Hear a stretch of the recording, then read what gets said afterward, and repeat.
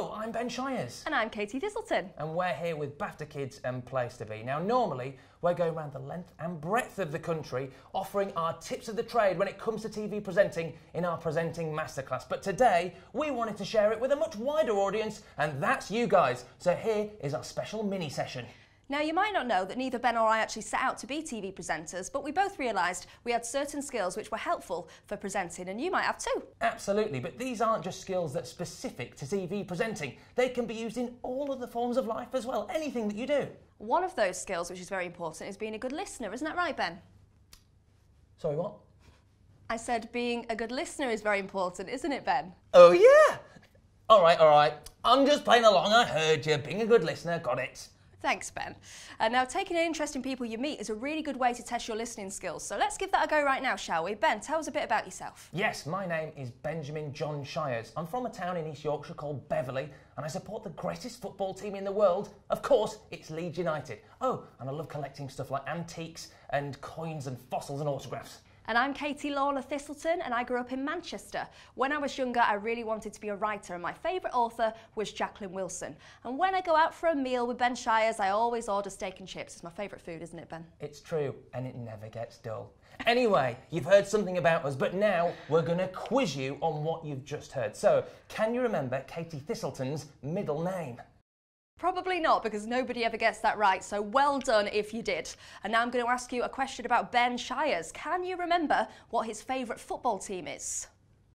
Well done if you got the answers right. Now, listening is really important if you want to be a presenter, but so is memory, because you'll have to learn lots of lines in scripts. You can practice these skills by asking a friend some fun facts about them and then getting them to quiz you afterwards. Another really important skill is being able to think on your feet. This may come as something of a shock, but in TV, things go wrong all the time. We call them bloopers, and it means that you have to react very quickly when you're live or behind the scenes in a studio. That's true, and thinking on your feet is really important with something we call dead air. That's when something goes wrong and the presenter's got to keep on talking until things are all sorted out again.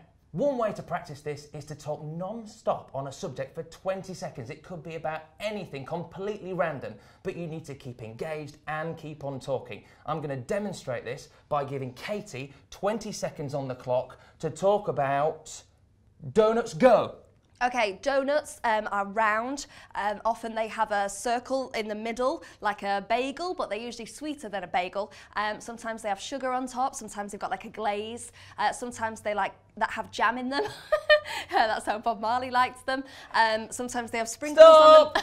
Oh, impressive donut filling there, Katie.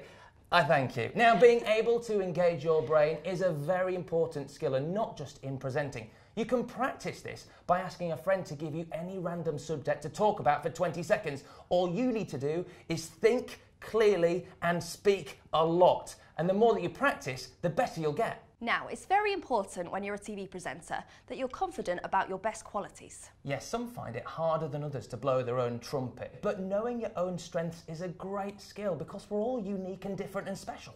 Here's a picture of me when I was about 10 years old. I think when I was that age, I was really good at being friendly, I was good at talking, probably a bit too much at times, and I was a good reader. And here's a picture of Harry Potter. Oh no, it's me, aged 11. And at that age, a bit like now, I was really curious. I love meeting new people and asking questions. Take some time to think about 3 things that make you really special.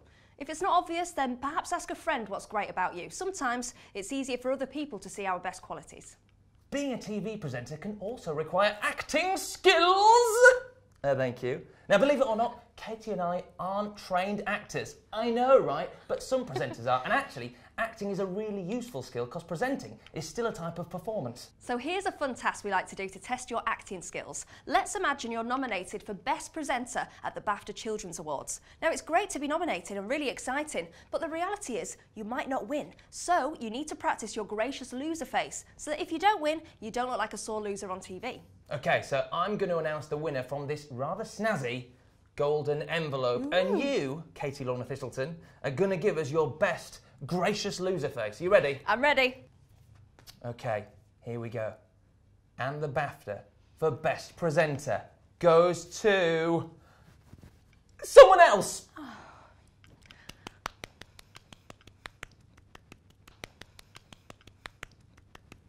excellent face, Katie. Now, as well as being able to put on a performance, sometimes we have to face things like competition and disappointment. Maybe it comes during auditions or exams that don't necessarily go your way. And it's really important to learn how to deal with those feelings and to become resilient.